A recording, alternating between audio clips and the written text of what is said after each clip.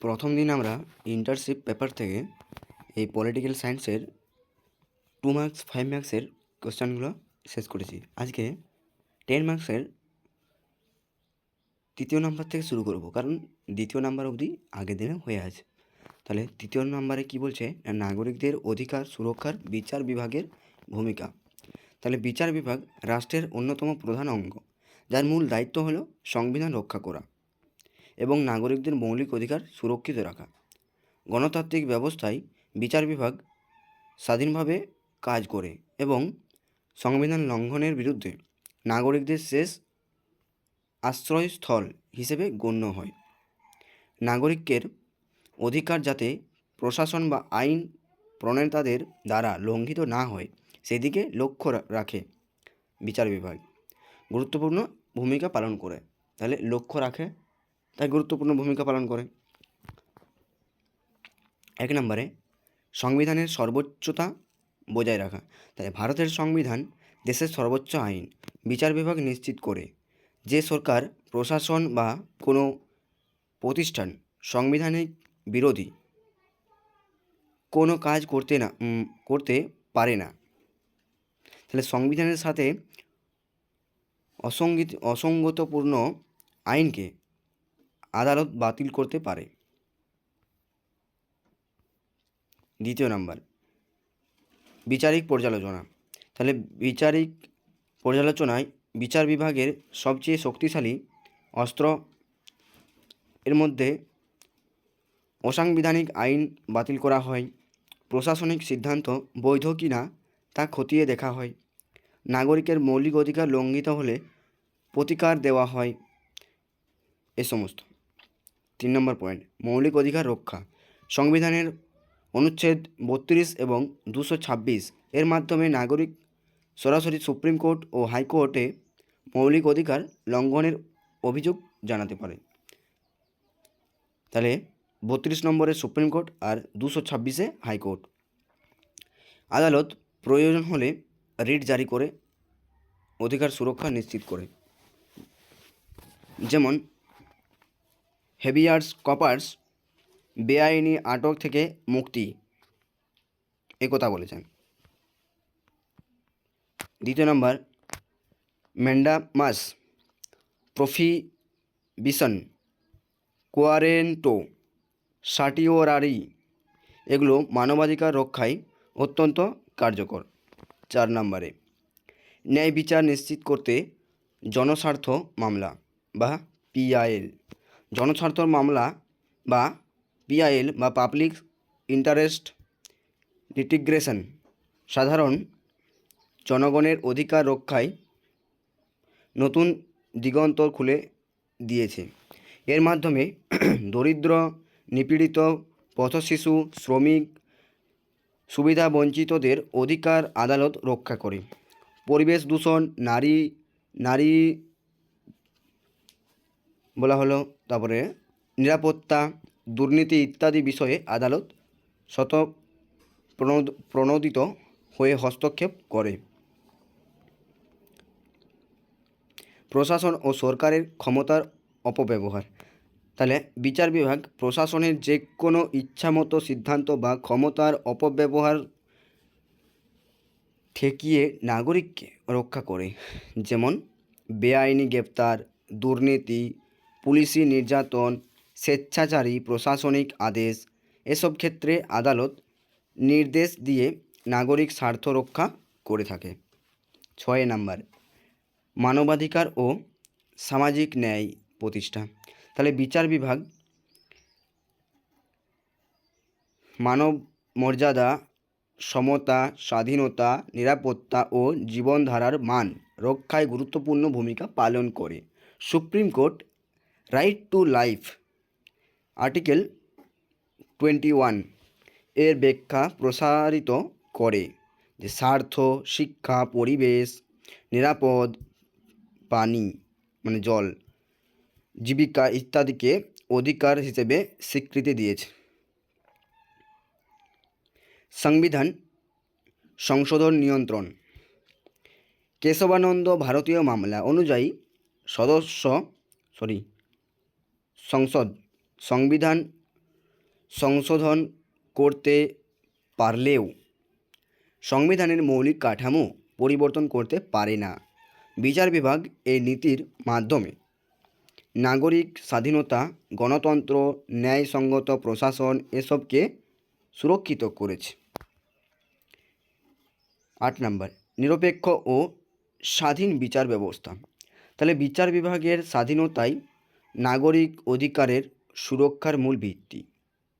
রাজনৈতিক চাপ থেকে মুক্ত করার ফলে আদালত ন্যায়ভিত্তিক রায় দিতে পারে, যা অধিকার রক্ষার অপরিহার্য। তাহলে আমরা শেষে কি বলবো না, গণতন্ত্রে বিচার বিভাগ নাগরিকের অধিকার সুরক্ষার সর্বশ্রেষ্ঠ আশ্রয় ও রক্ষা কবচ। তা বিচারিক পর্যালোচনা বা রিট প্রদান, আইপিএল, মানবাধিকার রক্ষা, প্রশাসনের ক্ষমতা নিয়ন্ত্রণ এসবের মাধ্যমে বিচার বিভাগ সংবিধানের মর্যাদা রক্ষা করে এবং নাগরিকদের ন্যায়ভিত্তিক নিশ্চিত করে। তাই বিচার বিভাগ গণতান্ত্রিক রাষ্ট্রে নাগরিক অধিকার সুরক্ষায় অপরিহার্য ভূমিকা পালন করে। তাহলে 3 নম্বর গেল। এবারে 4 নম্বরে কি কোশ্চেন বলছে না, নাগরিকদের অধিকার ও কর্তব্যের সম্পর্ক। তাহলে রাষ্ট্র ও নাগরিকের সম্পর্কের ভিত্তি হলো অধিকার এবং কর্তব্য। তাহলে অধিকার নাগরিককে স্বাধীনতা, নিরাপত্তা ও মর্যাদার নিশ্চয়তা দেয়, আর কর্তব্য নাগরিকের দায়িত্ববোধকে জাগ্রত করে রাষ্ট্র ও সমাজকে সুসংহত রাখে। গণতান্ত্রিক রাষ্ট্রে অধিকার ও কর্তব্য পরস্পরের পরিপূরক এবং একটির পূর্ণতা অন্যটির উপর নির্ভরশীল। পরস্পর পরিপূরক সম্পর্ক কি না, অধিকার ভোগ করতে হলে নাগরিককে নিজের কর্তব্য পালন করতে হয়। যদি নাগরিক এই আইন মানে না বা না মানে, শৃঙ্খলা রক্ষা না করে, তবে তার নিজের এবং অন্যের অধিকারও সুরক্ষিত থাকে না। তাই একটির অভাবে অন্যটি অপূর্ণ। 2 নম্বরে অধিকার চর্চার দায়িত্বশীলতা প্রয়োজন। তাহলে মত প্রকাশের স্বাধীনতা, চলাফেরার স্বাধীনতা বা ধর্ম পালনের অধিকার, এসব অধিকার দায়িত্বশীল চর্চার উপর নির্ভর করে। নিজের স্বাধীনতার ব্যবহার যেন অন্যের অধিকারের ক্ষতি না করে, এটি নাগরিকের গুরুত্বপূর্ণ কর্তব্য। 3 নম্বর, কর্তব্য রাষ্ট্রকে পরিচালনায় সহায়তা করে। তাহলে কর্তব্য যেমন সংবিধান মানা, আইন মানা, কর প্রদান করা, পরিবেশ রক্ষা করা, এগুলো পালন করলে রাষ্ট্র সুশৃঙ্খলভাবে চলতে পারে। ফলে রাষ্ট্র আরও কার্যকরভাবে নাগরিকদের অধিকার রক্ষা করতে পারে। 4 নম্বর, অধিকার ব্যক্তিত্ব মর্যাদা নিশ্চিত করে, কর্তব্য সমাজকে স্থিতিশীল করে। তাহলে অধিকার ব্যক্তিগত স্বাধীনতা বা ন্যায় বিচারের নিশ্চয়তা দেয়, আর কর্তব্য সামাজিক সম্পত্তি, জাতির ঐক্য ও শৃঙ্খলা বজায় রাখে। একটি সুস্থ সমাজের জন্য এই দুইয়ের মধ্যে ভারসাম্য অত্যন্ত জরুরি। 5, অধিকার লঙ্ঘন কর্তব্য অবহেলা ফল। তা কেউ যদি বৈষম্য, সহিংসতা, প্রতারণা বা অপরাধ করে, তবে সে অন্যের অধিকার লঙ্ঘন করে এবং একই সঙ্গে নিজের নাগরিক কর্তব্যকেও অমান্য করে। ফলে সমাজে স্থিতি বা অস্থিরতা সৃষ্টি হয়। উপসংহারে সর্বোপরি অধিকার ও কর্তব্যের সম্পর্ক অবিচ্ছেদ্য। তাহলে অধিকার নাগরিককে স্বাধীন ও মর্যাদাপূর্ণ জীবন দেয়, আর কর্তব্য রাষ্ট্র ও সমাজকে সুশৃঙ্খল রাখে। দায়িত্বশীল নাগরিকই প্রকৃত অর্থে অধিকার ভোগ করতে পারে এবং একটি শান্তিপূর্ণ, ন্যায়ভিত্তিক ও সমৃদ্ধ রাষ্ট্র গঠনে ভূমিকা রাখে বা রাখতে পারে।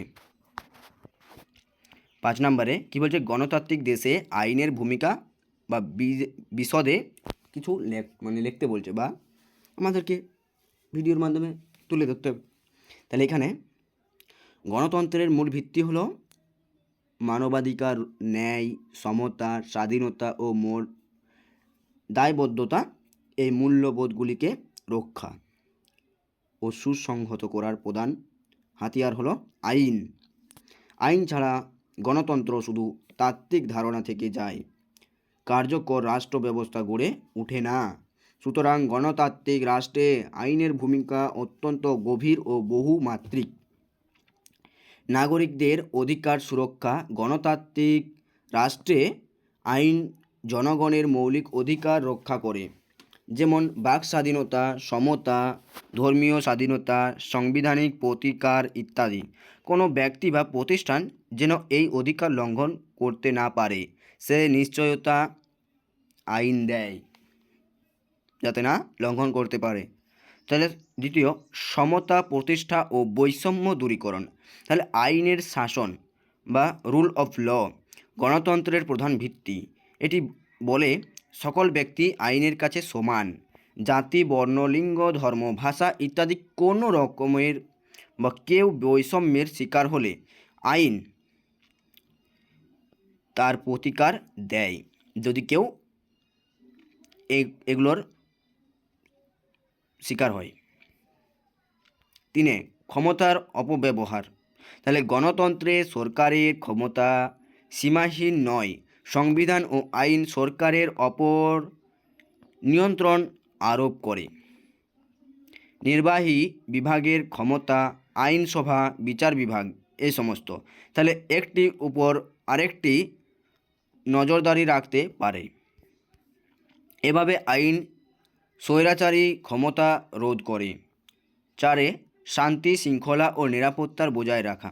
তাহলে সমাজে চুরি, ডাকাতি, দুর্নীতি, সহিংসতা, জালিয়াতি ইত্যাদির অপব্যবহার নিয়ন্ত্রণ করে কে? না আইন।